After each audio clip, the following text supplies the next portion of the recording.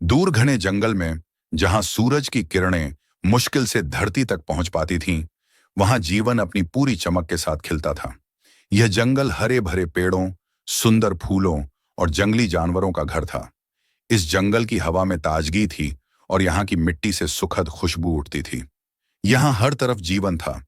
पक्षियों की चहचहाहट, जानवरों की आवाजें और पेड़ों की सरसराहट। जंगल के बीचों बीच एक विशाल बरगद का पेड़ था। यह पेड़ जंगल का सबसे पुराना पेड़ था और इसका आकार इतना बड़ा था कि सैकड़ों पक्षी और जानवर इसकी छांव में आराम करते थे। बरगद के पेड़ की शाखाओं पर रंग बिरंगे पक्षियों का बसेरा था। हर सुबह सूरज की पहली किरण के साथ ही ये पक्षी जाग जाते और अपनी मधुर आवाज में गाना शुरू कर देते। मोर, तोते, बुलबुल और कोयल, ये सभी पक्षी अपने अपने सुरों में जंगल को जगा देते। जंगल के जानवरों में भी आपसी प्रेम और सद्भाव था।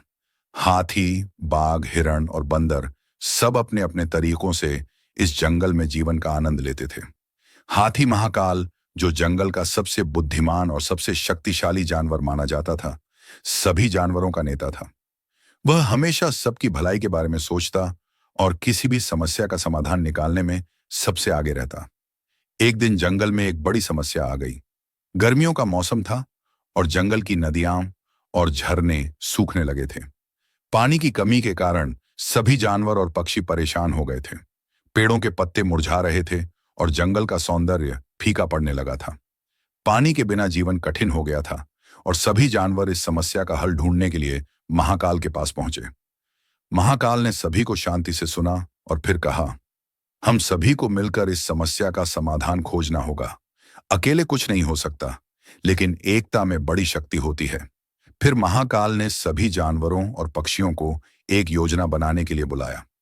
योजना यह थी कि सभी जानवर और पक्षी मिलकर दूर पहाड़ों से पानी लाने की कोशिश करेंगे। इस योजना के तहत हाथियों को पहाड़ों से पानी के बड़े बड़े बर्तन लाने के लिए कहा गया। बंदरों को रास्ते में पेड़ों के नीचे पानी इकट्ठा करने के लिए लगाया गया। पक्षियों को नदियों और झीलों का पता लगाने के लिए कहा गया, जहां अब भी पानी हो सकता था। सभी जानवर और पक्षी मिलकर काम करने लगे। हाथियों ने अपनी सूंडों में बड़े बड़े बर्तन उठाए और पहाड़ों की ओर चल पड़े। बंदर पेड़ों के नीचे खड्डों को साफ करने लगे ताकि पानी इकट्ठा हो सके। पक्षियों ने आसमान से निरीक्षण करके जल स्रोतों का पता लगाया। उनकी एकता और मेहनत ने जल्दी ही परिणाम दिखाया।